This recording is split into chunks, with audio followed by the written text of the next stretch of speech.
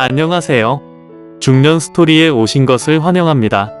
우린 살아온 날만큼 이야기거리가 쌓이고 그 이야기들이 우리를 만들어갑니다. 오늘도 수고 많으셨습니다. 동영상 시청하시기 전에 구독, 좋아요, 알림 설정은 제작하는 저에게 큰 힘이 됩니다. 그럼 지금부터 출발합니다. 안녕하세요. 당신의 이야기. 그 무엇보다 소중한 삶의 기록입니다. 그리고 그 이야기를 함께 나누는 공간이 되길 바랍니다. 여기는 유튜브 중년 스토리입니다. 어느 날 문득 이런 생각이 들었습니다. 나는 지금 누구와 가장 마음이 통할까? 가족, 친구, 배우자.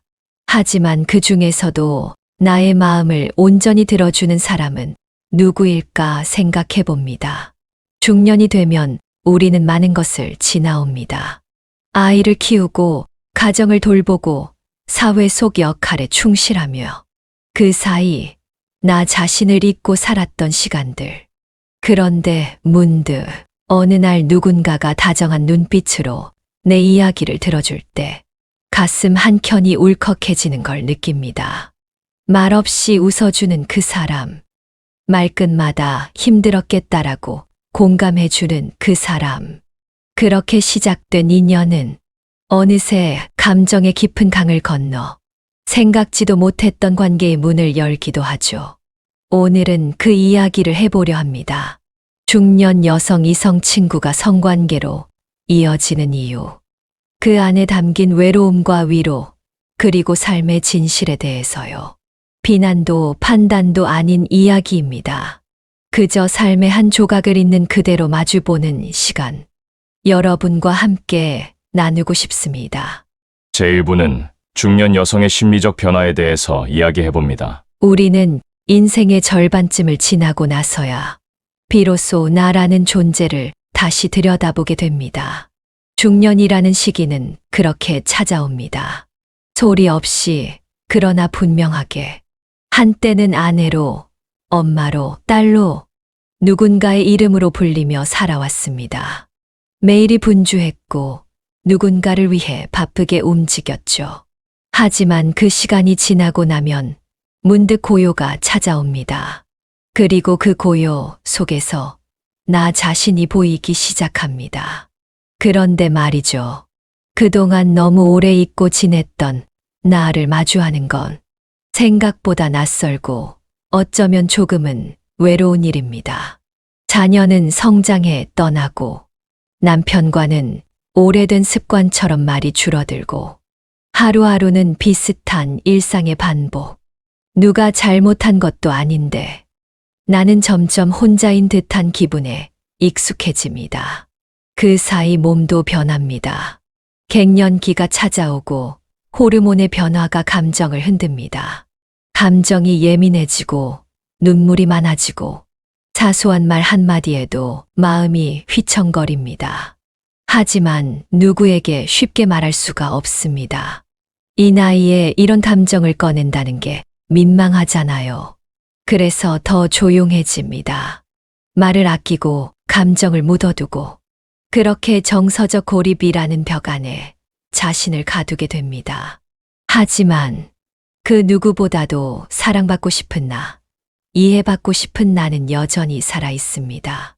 누군가 나의 말에 귀를 기울여주고 당신 힘들었겠어요 라는 말 한마디에 얼어붙은 마음이 스르르 녹아내릴 수도 있다는 걸 우리는 너무나 잘 알고 있죠. 제2부는 이성 친구와의 교감, 그리고 연결입니다. 그런 어느 날 문득 한 사람이 다가옵니다. 우연처럼 시작된 대화, 가벼운 인사에서 시작된 관심. 그 사람은 내 말에 귀를 기울여 줍니다. 무심한 듯 건넨 말 한마디가 이상하게 마음에 남고 오랜만에 웃었다는 걸 나중에야 깨닫습니다.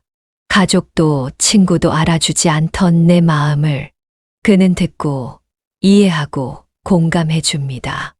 그럴 수도 있지. 나라도 그랬을 거야. 그 짧은 한마디가 몇 년 동안의 외로움을 녹여주는 느낌이 들 때가 있습니다. 그는 어떤 문제를 해결해 주지 않아도 그냥 옆에 있어주고 들어주는 것만으로도 마음의 문이 조금씩 열립니다. 어느새 대화가 길어지고 나도 모르게 그 사람과의 시간이 기다려지기 시작합니다. 처음엔 그냥 좋은 친구라고 생각했습니다. 편한 사람, 대화가 잘 통하는 사람. 하지만 그 편안함 속에 작은 설렘이 피어오르기 시작합니다. 한참을 이야기하다 문득 눈을 마주치면 그 눈빛에서 따뜻함과 관심이 느껴지고 나도 모르게 그 사람의 말에 웃고 그 사람의 기분에 마음이 움직입니다. 이해받는 느낌, 존중받는 느낌, 그리고 다시 여자로서 느껴지는 존재감. 그 감정은 조용하지만 깊게 번져갑니다. 그리고 어느 순간 나도 모르게 마음 한구석을 내어주고 있었다는 걸 깨닫게 됩니다. 사랑이라는 단어를 꺼내기엔 어색하지만 마음은 이미 사랑에 가까워지고 있었던 거죠. 제3부는 성관계로 이어지는 심리적 요인에 대해서 이야기를 해봅니다. 감정은 때로 말보다 앞서 움직입니다. 이해받고 위로받는 경험이 반복되다 보면 그 사람의 말투, 눈빛, 숨결마저도 마음 깊숙이 들어오게 됩니다. 어느 순간 그 사람의 존재는 일상에서 없어선 안 될 위안이 되고 그의 말 한마디에 하루 기분이 흔들릴 정도로 마음이 깊어져 있습니다. 중년의 우리는 단순한 육체적 욕구보다 정서적 확신을 원합니다.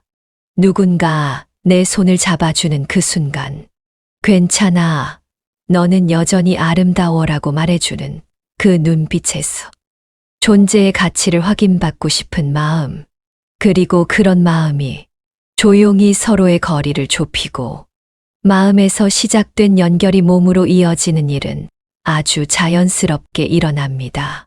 그건 단순한 욕망이 아닙니다. 오히려 오래된 외로움에 대한 응답일지도 모릅니다.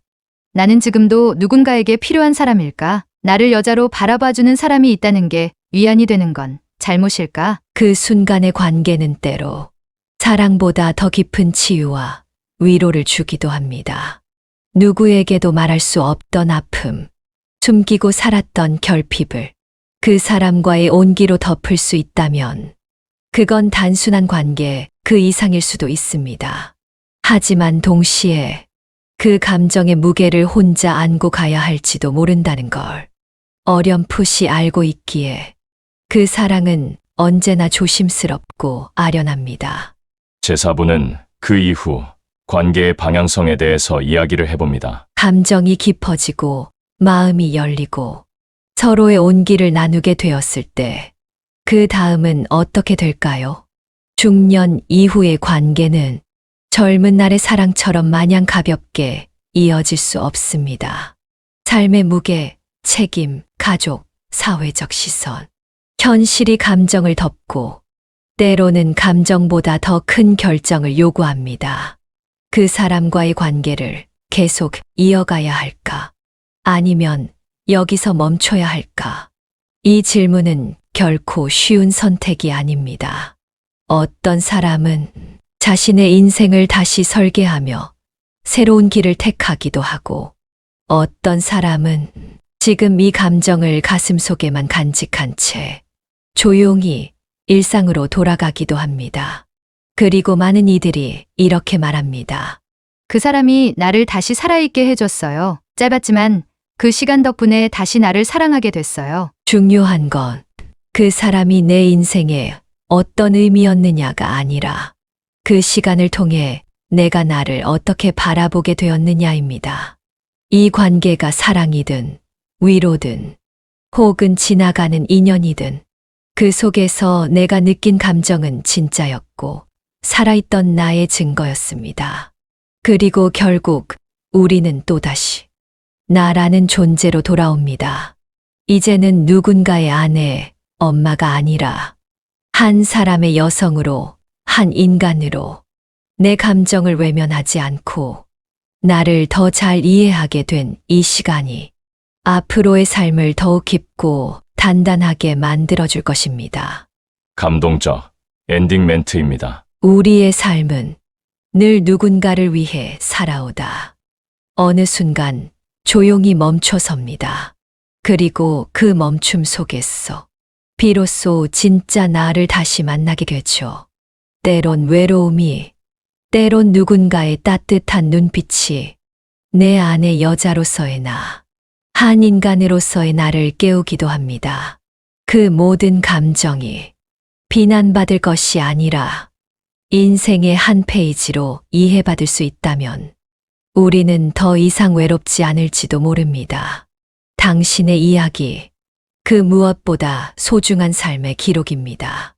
그리고 그 이야기를 함께 나누는 공간이 되길 바랍니다. 여기는 유튜브 중년 스토리입니다. 지금 이 영상을 보신 당신, 분명 당신도 삶을 깊이 있게 살아온 아름다운 이야기의 주인공이십니다. 이 영상이 마음에 닿았다면 좋아요 눌러주시고 구독과 알림 설정도 꼭 부탁드립니다. 여러분의 감정과 경험이 더 많은 이들에게 따뜻한 위로가 될 수 있도록 중년 스토리는 계속 함께 하겠습니다. 다음 이야기에서도 당신의 마음 한켠에 닿을 수 있기를 바랍니다. 감사합니다. 지금까지 중년 스토리에서 전해드렸습니다. 구독, 좋아요, 알림 설정은 제작하는 저에게 큰 힘이 됩니다. 감사합니다.